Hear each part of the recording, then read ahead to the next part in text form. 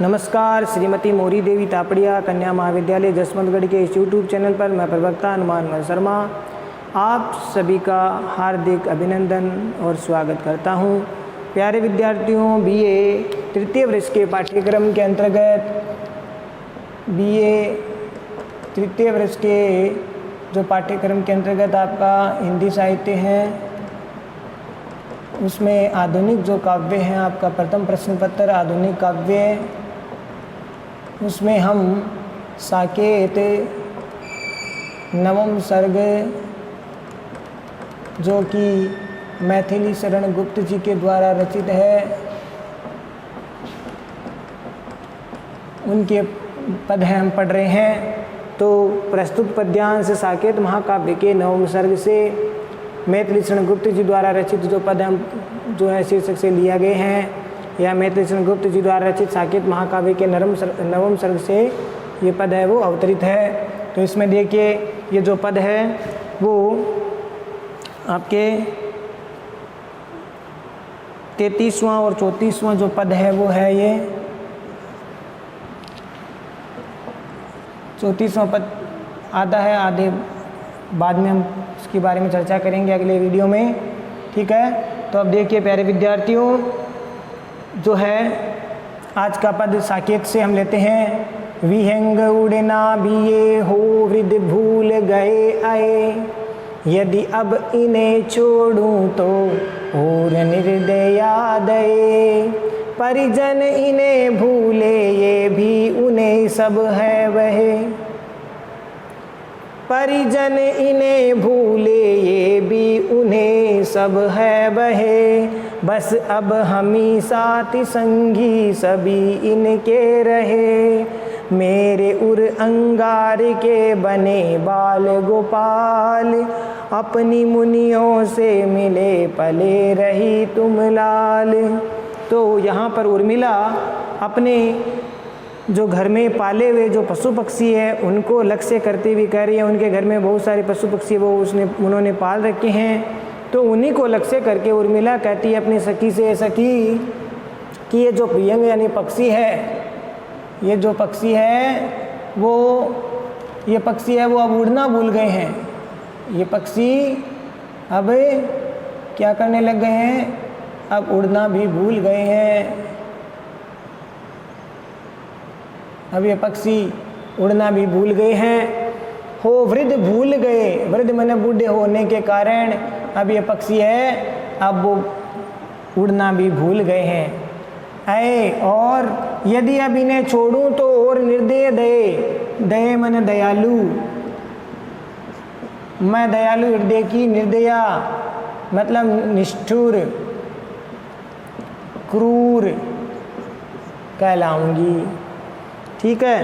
तो प्यारे विद्यार्थी, इसमें लिखा है कि उर्मिला अपने पशु पक्षियों को लक्ष्य करके कह रही है कि उर्मिला कहती है पालतू पक्षी जो कई वर्षों से उनके घर में पले हैं, अब ये कई दिनों तक कई वर्षों से घर में पल रहे हैं, इस कारण से अब बूढ़े भी हो गए हैं। तो विहंग उड़ना भी ये हो वृद्ध भूल गए, यानी बूढ़े होने के कारण ये जो पक्षी बहुत दिनों तक घर में रहे, इस कारण से अब उड़ना भी भूल गए हैं। ऐ यदि अब इन्हें छोड़ूं तो और निर्दयता दे, तो ये सखी अगर मैं इनको अब वृद्ध होने के कारण अब उड़ना भूल गए हैं, यदि अब इन्हें उड़ने के लिए मैं छोड़ूं, यदि अब इन्हें छोड़ूं तो और निर्दयता दे, अब मुझ दयालु को फिर मैं अगर इनको उड़ने के लिए छोड़ दूं तो अब मुझ दयालु को लोग क्या कहेंगे, क्रूर और निर्दयी कहेंगे। मुझ दयालु को जो मैं दया भावना इतने वर्षों तक इनके साथ में रखती हुई आई हूँ, तो अगर मैं अब इनको छोड़ूं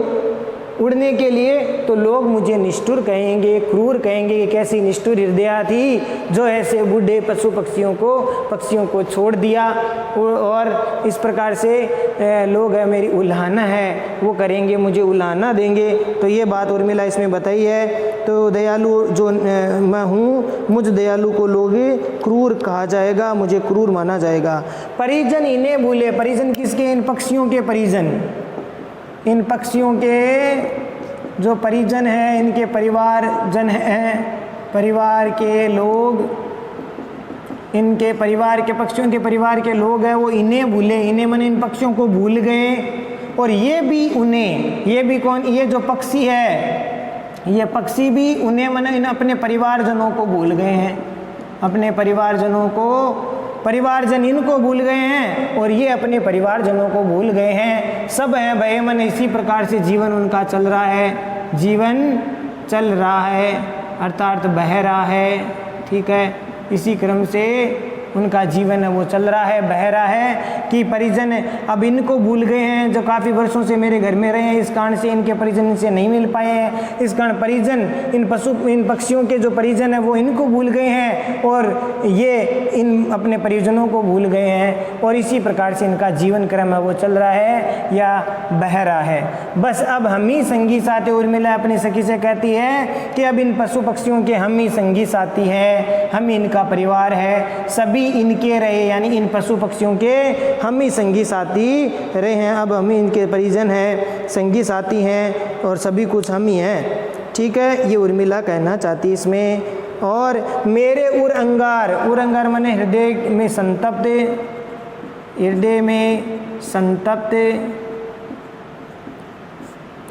हृदय में संतप्त, हृदय से संतप्त जो जन्मे हुए हैं के बने बाल गोपाल, बाल गोपाल माने संतान, बाल गोपाल संतान,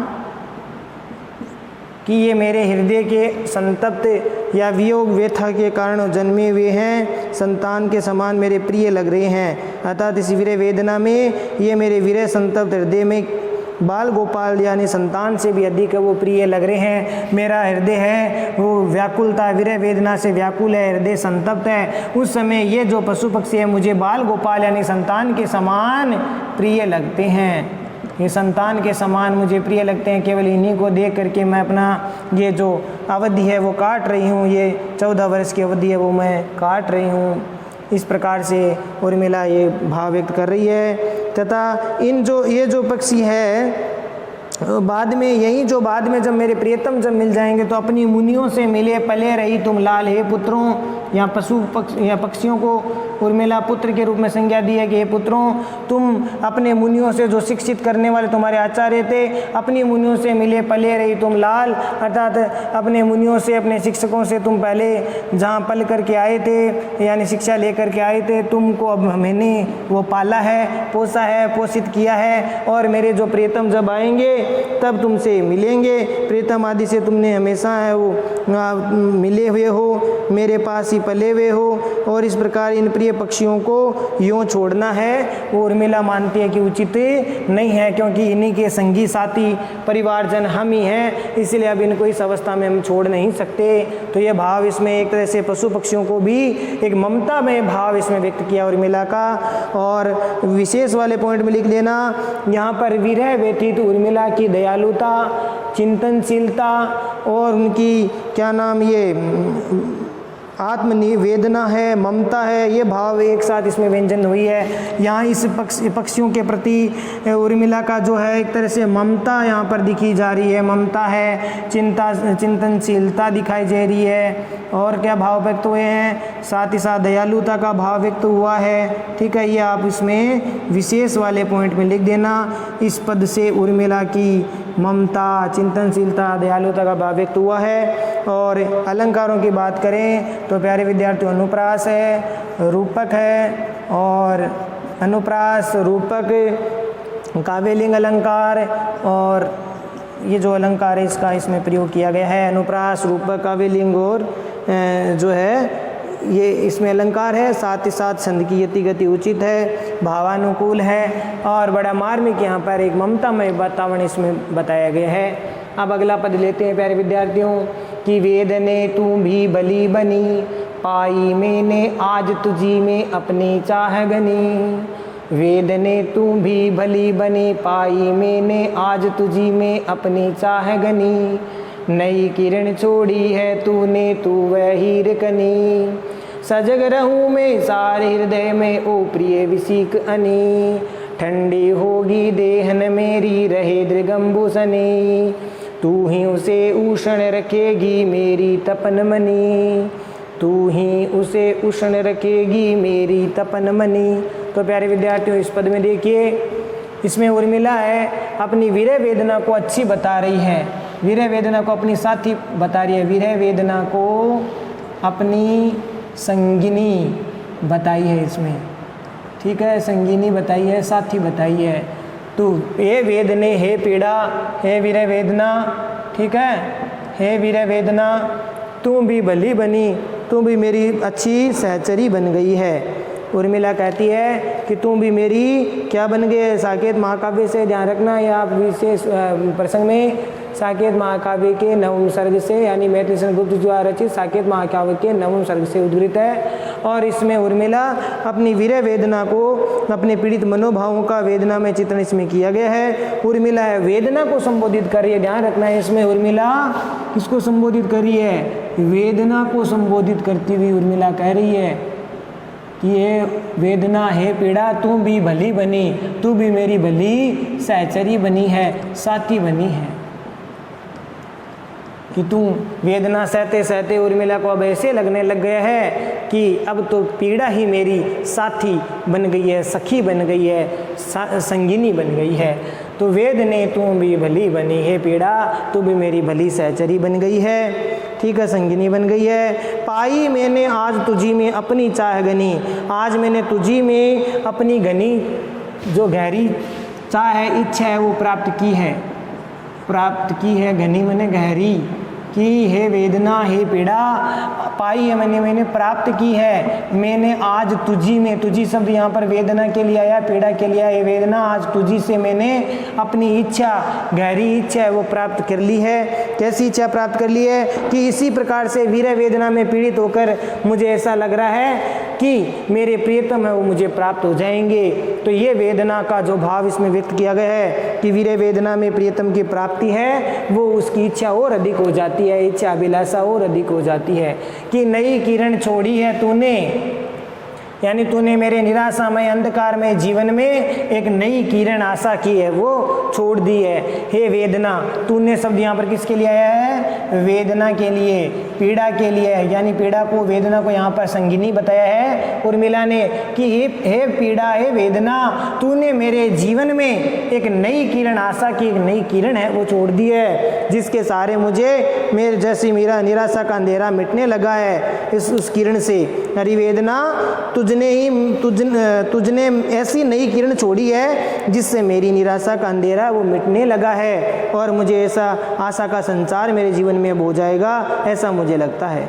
तू तो वह हीरे कनी, मन हीरे का कण है, हीरे का कण यानी हीरे की कनी है, यहाँ पर यह भाव व्यक्त किया है, ठीक है। तू तो हीरे की कण के समान है, हीरे की कण के समान है, और ताकि उससे मेरा भविष्य है वो उज्जवल हो दिखाई देता है। हे वेदना, तुम तो मेरे लिए चमचमाती हुई हीरे का कण हो, जिससे मुझे क्या दिख रहा है, यहाँ पर प्रतीक अर्थ में लेना पड़ेगा हमें। हीरे की कणी का मतलब क्या, मुझे भविष्य मेरा दिखाई देता है तुम्हारे द्वारा, अर्थात इस वेदना को सहते सहते कभी न कभी मेरा जीवन है वो उज्जवल होगा, भविष्य मेरा अच्छा होगा। ये चमचमाते हुए हीरे की कण के समान उपमा दी है, किससे, किसकी, वेदना की, पीड़ा की।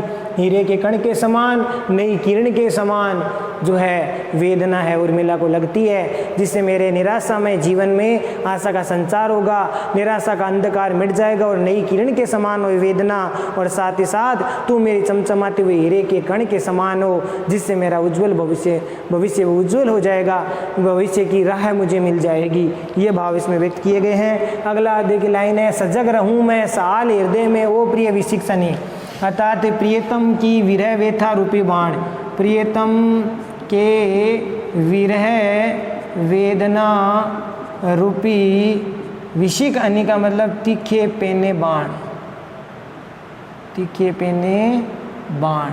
तो यहाँ पर बाण किसको कहा है, उर्मिला की विरह वेता को तीखे नोक वाले बाणों की संज्ञा दी है। प्रिय विशिक अनि, अनि मन अणि यानी नोक, नोक है तीखी नोक, उसकी बात कही है। और साल मने कष्ट दे रही है, पीड़ा, चुभन, ठीक है, कष्ट है वो दे रहे मेरे हृदय को। कि सजग रहूं मैंने सावधान रहती हूँ, सावधान सजग सचेत रहती हूँ। कि हे वेदना तुम्हारी जो पीड़ा है वो मेरे प्रियतम के वीर्य वेदना रूपी तीखे बाण है, वो मेरे हृदय को चुभते रहते हैं, हमेशा मुझे कष्ट है वो होता रहता है। मैं मेरे प्रिय की वेदना को सहन करती रहती हूँ, प्रियतम के वीर्य वेदना रूपी तीखे बाण मेरे हृदय को लगते रहते हैं, उसकी साल यानी चुभन है वो महसूस करती हूँ, अनुभव करती हूँ, फिर भी मैं सावधान रहती हूँ, सजग रहूँ मैं, फिर भी मैं सजग रहती हूँ, सावधान रहती हूँ। ये उर्मिला यहाँ पर भाव व्यक्त कर रही है। ठीक है, तो इसीलिए मैं प्रियतम के वीर संताप के बाण का जो पेना नोक है उस पेने नोक की तरह अपने हृदय पर सालते हुए जो भाव है, पीड़ा है, कष्ट है, उसमें भी मैं सावधान रहती हूँ। ठंडी होगी देह न मेरी देह मेरा शरीर अंग है वो ऐसे ठंड या शीतल है वो नहीं होगा। ठीक है, शीतल नहीं होगा, ऐसे शीतल होगी देह न मेरी रहे दृगंबु मैंने आँखों के आंसू, दृग मैंने आँखें, अम्बु मैंने जल, तो आँखों का जल हो गया आंसू। ठीक है, तो आंसू है, सनी मैंने भरी हुई। ठीक है, सनी हुई भरी हुई, या आँखों के आंसू है, लगातार मैं बहाती रहती हूँ, फिर भी मेरी देह है वो ठंडी नहीं होगी, अर्थात शीतल नहीं होगी। अब तो इस वीर्य वेदना और संताप के कारण मेरा शरीर है वो अब शीतल नहीं होगा, वीर्य वेदना के कारण मेरा शरीर अब शीतल नहीं होगा, और मैं अपने नेत्रों से आंसू बहाती हुई रहती हूँ। वीर्य वेदना के कारण मैं अपने नेत्रों से आंसू बहाती रहती हूँ लगातार। और अगली पंक्ति देखिए कि तू ही उसे उष्ण रखेगी मेरी तपन मणि। यहाँ पर तपन मणि बताया, यहाँ पर संतप्त करने वाली मणि, संतप्त करने वाली मणि, या जिसको चंद्रमणि भी कहते हैं, चंद्रकांत मणि, इसमें भाव व्यक्त किया है कि तू मुझे उष्ण रखेगी। हे तू शब्द किसके लिए यहाँ पर, वेदना या पीड़ा कष्ट के लिए आया। हे वेदना तू ही उसे उष्ण रखेगी, तू ही मेरे शरीर को, उसे शब्द यहाँ पर शरीर के लिए, तू ही उस शरीर को उष्ण रखेगी, गर्म रखेगी, उष्णता से युक्त तप्त रखेगी मेरी तपन मणि। हे संतप्त करने वाली मणि के समान तू मेरे उस शरीर को, देह को क्या रखेगी, तप्त रखेगी। वीर्य वेदना के कारण मैं तप्त और बनी रही तपती हुई रहूँगी, कि आंसू बहाती रहूँगी, जिससे मेरा शरीर है वो संतप्त बनाए रखेगी। तू ही मुझे तपाने वाली चंद्रकांत मणि के समान लगती है।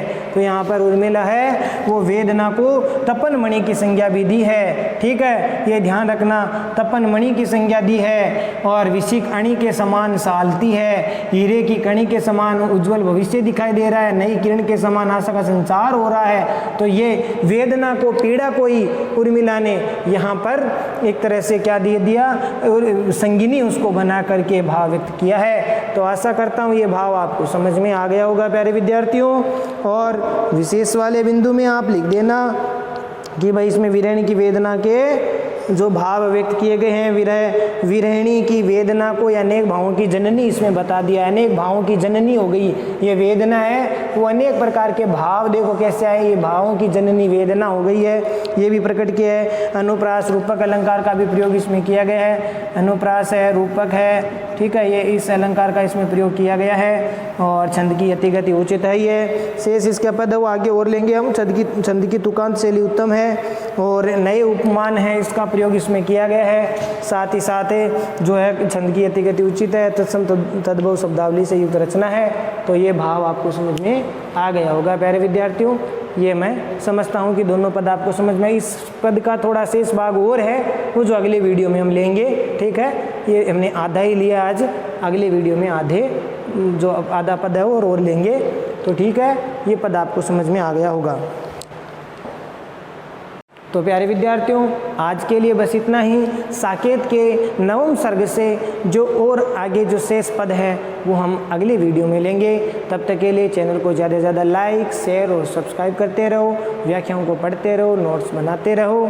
जय भारत, जय हिंदी।